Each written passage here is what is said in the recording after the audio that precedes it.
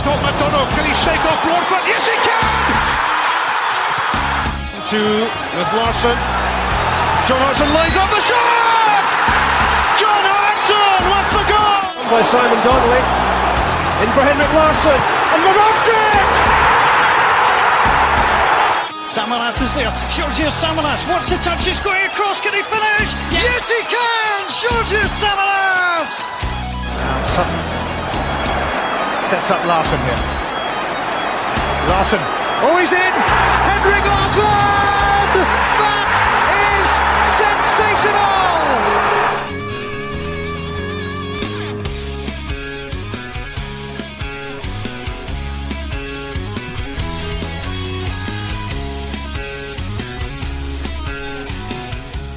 And welcome one and all to a brand new episode of Celtic Voice. It's been quite a while since our last one. We've been away for a wee bit. We're back now for quite a lot to talk about because it's been quite a wee run of forum going. So I'm Phil, along with Greg. Hello, Greg. Hello. Welcome back, sir.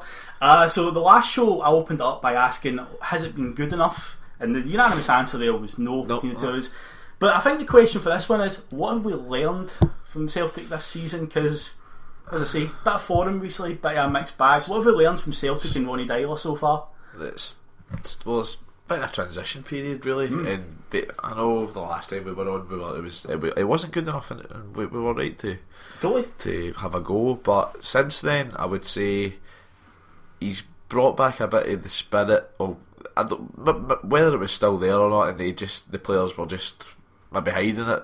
He's brought back the spirit of just digging in and getting results, because there's been a lot of games since the last time we've been on. There's been a lot of games we've maybe not played too well, but we have ground out results, and it's not been one of these ones where it's been a totally terrible performance. It's just been one of these typical, you've seen them under Neil Lennon, you've seen them under Gordon Strachan, you've seen them under Martin O'Neill, not played well, not played badly, but they've still dug out the result. Yeah, they win ugly, basically. That's how they do that. But anyway, we'll go through the domestic forum. We'll have a wee break after that, talk about the European stuff, because obviously we've got a big game coming up this week, and we've got a few news stories. Certain draws and certain cups on yonder horizon might be catching the eye a little bit. So yeah, let's go into the domestic stuff. Unfortunately, the first game that when we last left off for the last show, the next game we were playing in the league was against Hamilton Accies. We lost 1-0. Greg, comment on that one. It seems so long ago. It does, doesn't it? It really, really does when you look at it. Yeah. But the last time we did a show was right before the Dynamo Zagreb home game, and then the next domestic game that followed was Hamilton Accies. I mean, the Hamilton game was terrible.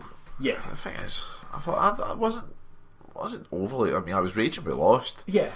But we still made a lot of chances. The way we were playing at that point, because obviously things have got a bit better since then, but that was one of those games when Hamilton scored, there was still a whole half to go. It was pretty much early in the second half. I just knew as soon as they'd scored, you might as well just shut up shop now, because we're done. We're not going to score here. This is one of those days. I think Stokesy had quite a few gilt-edged chances in that game. Unfortunately, went a begging. But luckily, in the next league game, we made up for it by putting 5 past Ross County. We made a bit of a discovery in this game as well, that Stefan Johansson is a lot more effective playing in that Chris Commons role than he is playing in front of the back line. And that's why I can see Commons going in January. Definitely.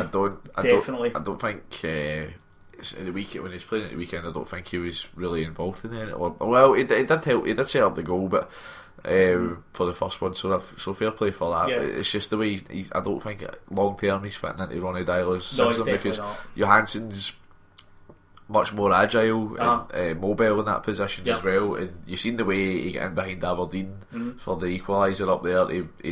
He was really he showed good pace to get in behind, and then he scored. So I think that's seeing that kind of goal from Johansson will maybe spell red for Chris Commons. It might do. But that game up at Ross County, obviously Guidetti further endeared himself to the fans, scored the opening goal that day, did the celebration that he did for the Sweden under 21 team. Yep. Also we saw goals for Denier that day. McGregor got 1 and Stokesy got 2. Yep. Good performance. But Ross County this season, they're a write-off. I think they're gone. So that was a good win though, because we needed it at that point. We badly needed it. It doesn't really matter who it was against. We needed something. Totally. But we followed up there. The next league game was against Kilmarnock, and once again, much like the Ross County game, we made another discovery. John Guidetti's pretty handy at a free kick, isn't he? Yeah. Although the game most definitely swung on the red card that Kilmarnock got. When Skepovic was through on goal, he got tugged down by Pascali. Yeah, and Guidetti just steps up and bang, no problem at all. I think Kilmarnock, well, fair to say they were right in the match up to that point. Yeah. But to be fair, it was a good bit of play. We forced the sending off with the good pass that sent Skepovic through, and it would have had a shot. It was totally right decision. It would have had a shot at goal, and it did change the game in our favour. So. It did, because you're totally right. I was at that one, and you could see Kilmarnock, they were getting more confident it was going on. As soon as the red card came, though, it just swung the game. It's bad getting a red card, but for any team, but then to concede right from it, it's just took the wind right out of them. Some free kick as well, given where he placed it, given the angle he was at. Yeah, one of the things, because the guy next to me and him were like, "Oh, is this going to hit the wall? Is it going to go over? What's going to happen here?" Stuck it in the net. Yeah, Jesus, superb. And another goal was Skepovic scored. Yep. Another one. Good finish. Did right there. What's happened with him? Was he injured, or is he? I don't think he's fancied for the league games. Right. Okay. So at the moment, now he's got to play the European games because he'll play against Salzburg. I'm sure he will. Yeah, he definitely will. But we followed up the win against Kilmarnock with an absolutely rousing 6-0 victory in the League Cup against Partick Thistle. Yep. Another game which, up to that point, Thistle were doing okay. Then they got a red card, and the game just imploded after that. And it was a deserved red card. I know they appealed it. We scored first, then they got the red card. Yeah, they did. Yeah. But the sad thing about this game is it was in the League Cup. There was only about 15,000 people there, and it's one of the best performances this season. It was riveting to usually watch. They're quite drab affairs, these League Cup games. Even, I mean. I'm sure the next round won't be though, will it, Greg? Yes, we'll talk about that later on. The Morton game obviously last year was a drab affair. Then we obviously lost it, but no, I feel sorry for anyone that wasn't at the Partick Thistle game, because it was a really good performance. It was. The goals were just, there wasn't even apart from maybe that one at the end. All goals. You can say all goals are good, but that one for Griffiths right at the end, the one that just hit right off him. The keeper. Do you know the amount of times I've been shouting at our players to close a goalkeeper down? That's the type of stuff that happens if you close a keeper down, but they never do it enough. Yeah. Keeper can make a mistake, but if it was a Guidetti hat trick, 2 free kicks and a penalty, those free kicks, the second one especially, the goalkeeper didn't even move. As soon as it came over the wall, you're like, this is in. You just knew it was in. And even Emilio Izaguirre scored a goal. Yeah, that was brilliant. Have you seen the picture of him celebrating and the look on Mikel Lustig's face where he genuinely cannot believe that Izaguirre scored a goal? Lustig seems to get right in with it when they the goal celebration. That's excellent. I've without a doubt. But nice wee goal from Izaguirre actually. Nice wee. It was good elongated 1-2. We'll call it.